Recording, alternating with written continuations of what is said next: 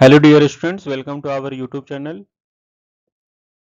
Students, आज हम discuss करेंगे कुछ इंपॉर्टेंट क्वेश्चंस के बारे में जो कि ईवीएस, वैक, बीबीएमक्यू सेमेस्टर 4 के लिए काफ़ी इंपॉर्टेंट है। तो चलिए स्टार्ट करते हैं आज का हमारा वीडियो।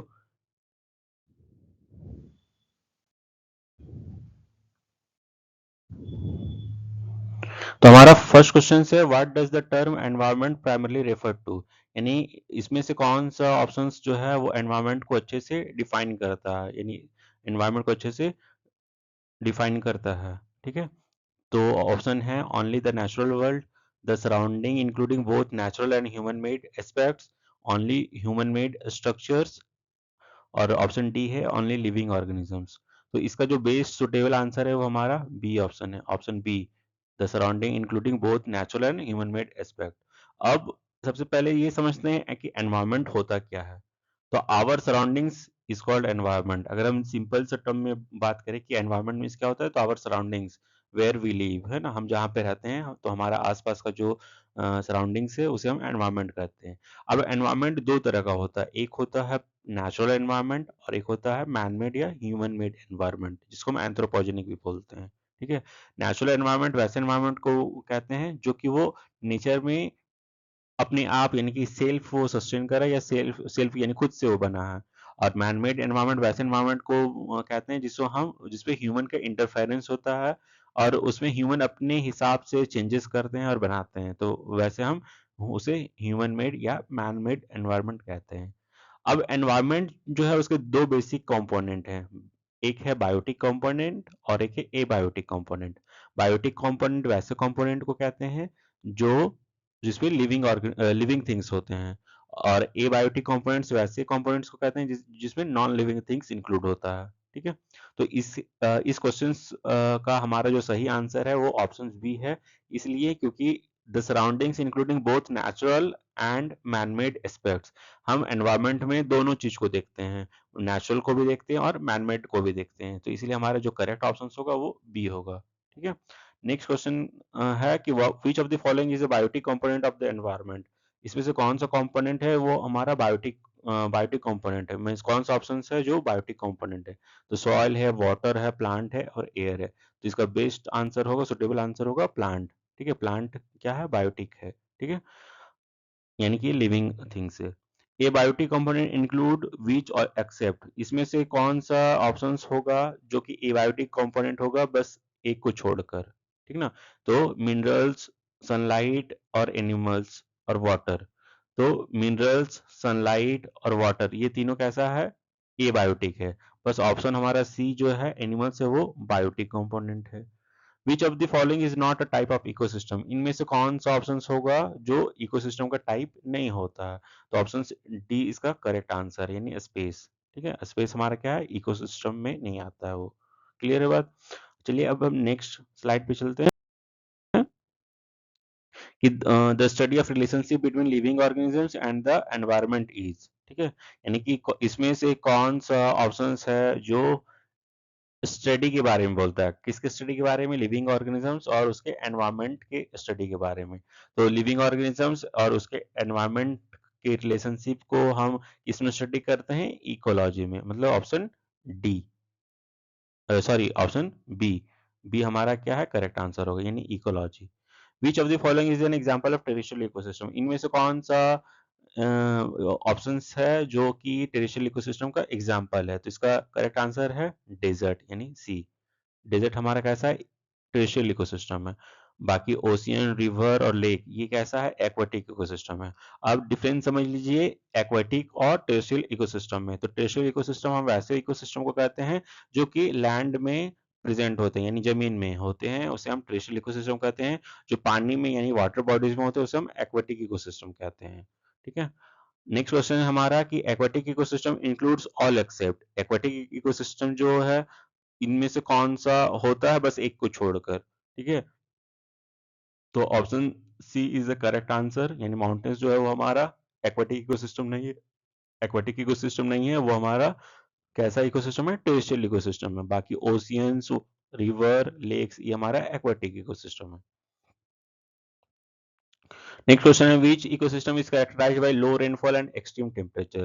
कौन सा इकोसिस्टम जो है वहां पे लो रेनफॉल होता है और टेम्परेचर बहुत ज्यादा एक्सट्रीम होता है, मैंने बहुत ज्यादा गर्मी होता है लेकिन एनुअल रेनफॉल बहुत कम होता है, तो वो हमारा डेजर्ट है ना, यानी कि desert is the correct answer. अगर ग्रासलैंड और are typically found in regions with, grassland है वो कौन सा जगह पे सबसे ज्यादा पाया जाता है कि सबसे ज्यादा होगा, तो वैसे एरियाज पे होगा जहाँ पे मॉडरेट लेवल का रेनफॉल होगा, यानी कि ना तो ज्यादा बारिश ना ही कम बारिश, मतलब एवरेज मॉडरेट लेवल, तो वहाँ पे कैसे कैसे वेजिटेशन होंगे ग्रासलैंड टाइप के, ठीक है, यानी कि वहाँ पे कुछ छोटे छोटे ग्रासेस होंगे यानी घास का मैदान टाइप का, ठीक है। नेक्स्ट क्वेश्चन है कि a fresh water ecosystem can be categorised into, यानी फ्रेश वाटर इकोसिस्टम हम किसे कहते हैं, तो लोटिक एंड लेंटिक इकोसिस्टम को हम फ्रेश वाटर इकोसिस्टम कहते हैं, तो इसमें जो करेक्ट हमारा ऑप्शन होगा वो हमारा ए है, ठीक है, लोटिक एंड लेंटिक इकोसिस्टम। बाकी मरीन एंड टेरेस्ट्रियल इकोसिस्टम नहीं होगा इसमें, डेजर्ट एंड फॉरेस्ट नहीं होगा और एस्चुरिन भी नहीं होगा, ठीक है। अब लोटिक इकोसिस्टम क्या है, फ्रेश वाटर इकोसिस्टम को हम दो कैटेगरी में डिवाइड करते हैं, एक को कहते हैं लोटिक इकोसिस्टम, एक को कहते हैं हम लेंटिक इकोसिस्टम। तो लोटिक इकोसिस्टम वैसे इकोसिस्टम को कहते हैं जिसमें जो वाटर होगा वो फ्लोइंग कंडीशंस पे होगा, यानी फ्लो करेगा, तो वो हमारा लोटिक इकोसिस्टम होगा।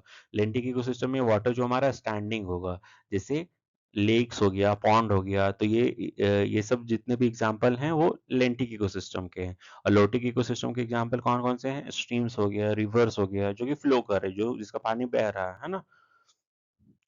नेक्स्ट क्वेश्चन हमारा lotic ecosystems are characterised by, lotic ecosystem हम कहते हैं किसे, फ्लोइंग वाटर को, है ना।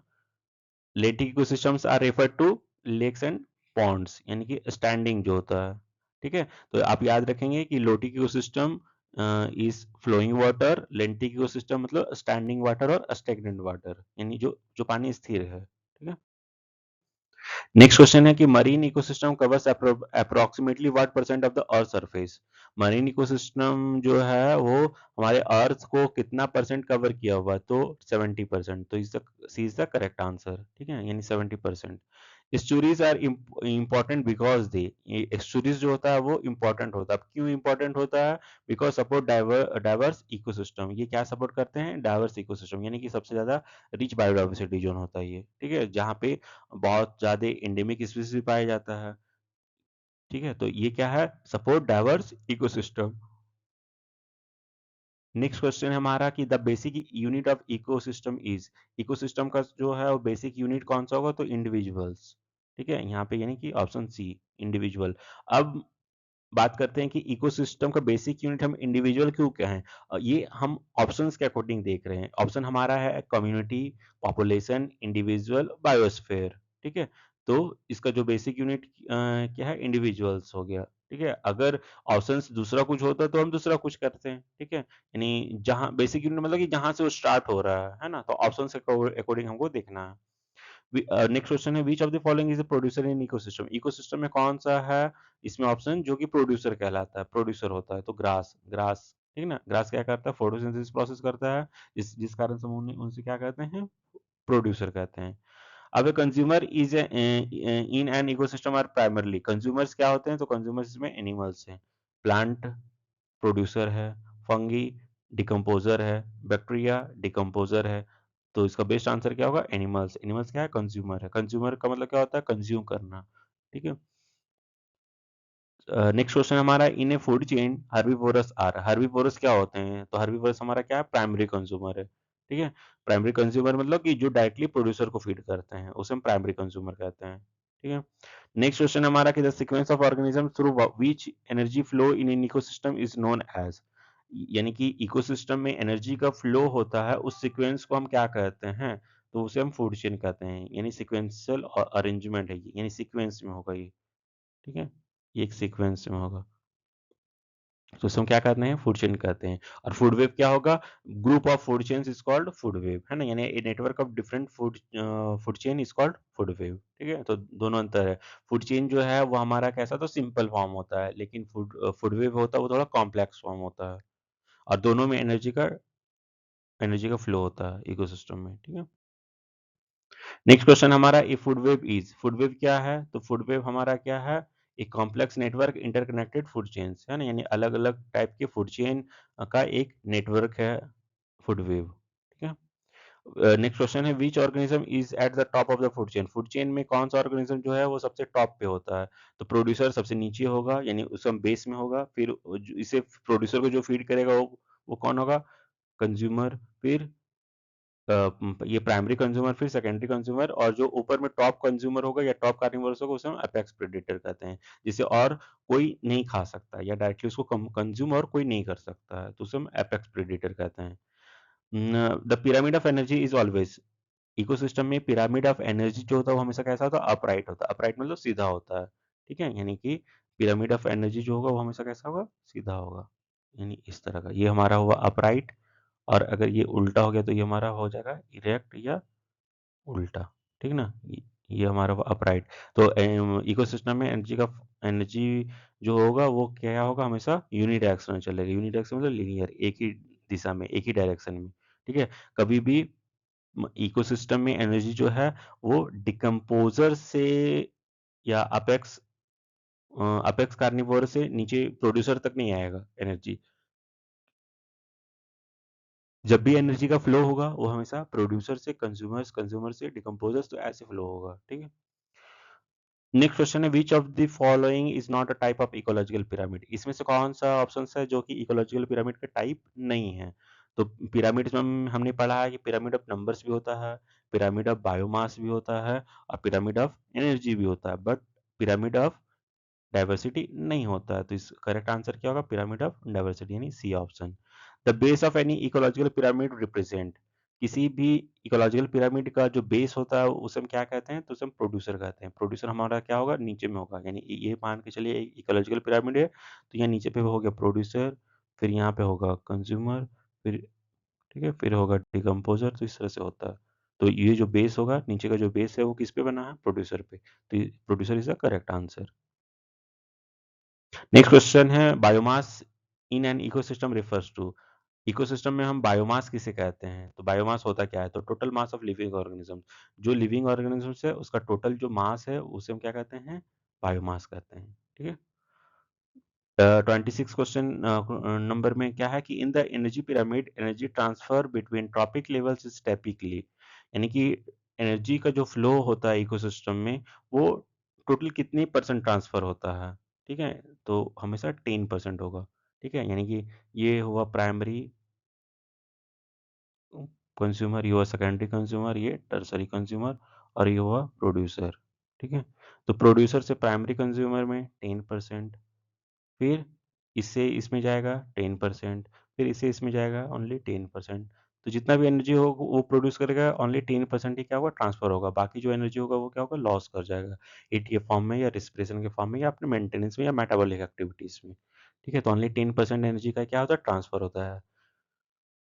नेक्स्ट क्वेश्चन है कि energy flow in an ecosystem is, ecosystem में एनर्जी का जो फ्लो होता है वो हमेशा कैसा होता है? लीनियर होता है। ध्यान रखिएगा, इसमें हमेशा लीनियर होगा, साइक्लिक कभी नहीं होगा, मल्टी डायरेक्शनल कभी नहीं होगा, इरेगुलर कभी नहीं होगा, हमेशा कैसा होगा? लीनियर होगा। अब इकोसिस्टम में एनर्जी का फ्लो हमेशा लीनियर होता है, ये हमने भी पढ़ा। साथ साथ में ये भी ध्यान रखना कि अगर लीनियर ना दिया हो ऑप्शन में तो आपका यूनी डायरेक्शनल दिया होगा, यूनी डायरेक्शनल। ठीक है, तो आपको यूनी डायरेक्शनल टिक लगाना है। ठीक है। Which ecosystem has the highest biomass, इसमें से कौन सा इकोसिस्टम है जिसका बायोमास सबसे ज्यादा होता है? तो फॉरेस्ट का होता है। क्यों? क्योंकि प्रोडक्टिविटी सबसे ज्यादा हाई फॉरेस्ट का होता है, इसलिए। N example of detritivore is, इसमें से कौन सा ऑप्शन है जो कि डेट्रीवोरस का एग्जांपल है? तो डेट्रीवोरस मतलब जो कि डिकम्पोज करता है, यानी ब्रेक डाउन करता है ऑर्गेनिक मैटर को, है ना, इन डिकम्पोजर्स। तो ये इसमें earthworm is the correct answer, यानी option B. In an ecosystem which organism would be primary consumer, एक इकोसिस्टम में कौन सा होगा इसमें प्राइमरी कंज्यूमर? तो प्राइमरी कंज्यूमर कौन होगा? जू प्लैंकटन, यानी पहले क्या होगा? फूड चेन अगर देखें इसको तो फाइटोप्लैंक्टन, फिर क्या होगा? जू प्लैंकटन, फिर क्या होगा? फ्रॉग, फिर क्या होगा?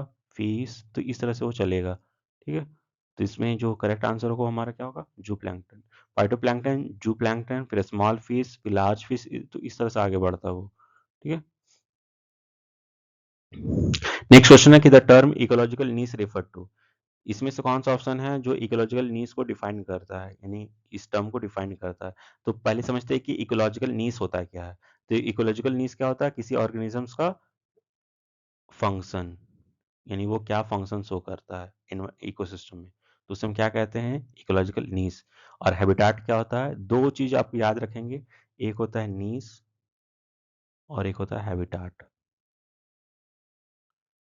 ठीक है, तो हैबिटाट किसे कहते हैं हम? हैबिटाट होगा जो भी लिविंग ऑर्गेनिजम्स जहाँ रहते हैं, उसके घर यानी उसका एड्रेस, वो हुआ हैबिटाट। और जो वो रोल परफॉर्मेंस कर रहा है, यानी कि जो उसका फंक्शन है, जो वो काम कर रहा है, जो वो जॉब कर रहा है, उसे हम इकोलॉजिकल नीड्स कहते हैं। तो B is the correct answer, यानी कि the role and the position of species in an environment, यानी उसका उस एनवायरनमेंट में उस स्पीसीज का, उस ऑर्गेनिज्म का क्या रोल है, तो वो होगा इकोलॉजिकल नीड्स। और वो जहाँ रहता है, जिस जगह पे रहता है, वो उसका प्लेस को हम हैबिटेट कहते हैं। नेक्स्ट क्वेश्चन है कि the concept of energy flow in an ecosystem is based on the, यानी एनर्जी फ्लो जो होता है इकोसिस्टम में, वो कौन से लॉ पे बेस्ड है? तो थर्मोडायनेमिक्स लॉ पे बेस्ड है। अब इसने पूछा कि कौन सा, तो थर्मोडायनेमिक्स लॉ में सेकंड लॉ को वो फॉलो करता है। ठीक है, नेक्स्ट क्वेश्चन है which ecosystem typically has the highest primary productivity? तो इसमें होगा ट्रॉपिकल रेन फॉरेस्ट। इन ट्रॉपिकल रेन फॉरेस्ट में सबसे ज्यादा क्या होता है? प्रोडक्टिविटी होता है। The ultimate source of energy for most ecosystem is, यानी इकोसिस्टम में जो अल्टीमेट सोर्स ऑफ एनर्जी क्या है? तो सन है हमारा, यानी कि बी ऑप्शन। ठीक है, नेक्स्ट क्वेश्चन है a pyramid of biomass is typically inverted in, यानी पिरामिड ऑफ बायोमास जो होता है वो हमेशा इन्वर्टेड होगा। इन्वर्टेड का मतलब क्या हुआ? उल्टा होता है। ठीक है, तो वो किस में होगा? मरीन इकोसिस्टम में, यानी एक्वाटिक इकोसिस्टम में हमेशा उल्टा होगा। ठीक है, तो ये था कुछ इंपॉर्टेंट क्वेश्चंस। और ये सारे क्वेश्चंस यूनिट 1 के हैं।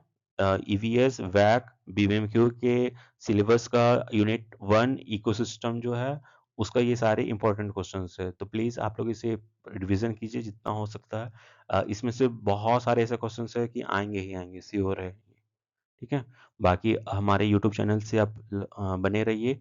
आप देखते रहिए, keep watching our YouTube channel, please likes and subscribes and please support our YouTube channel. Thank you so much.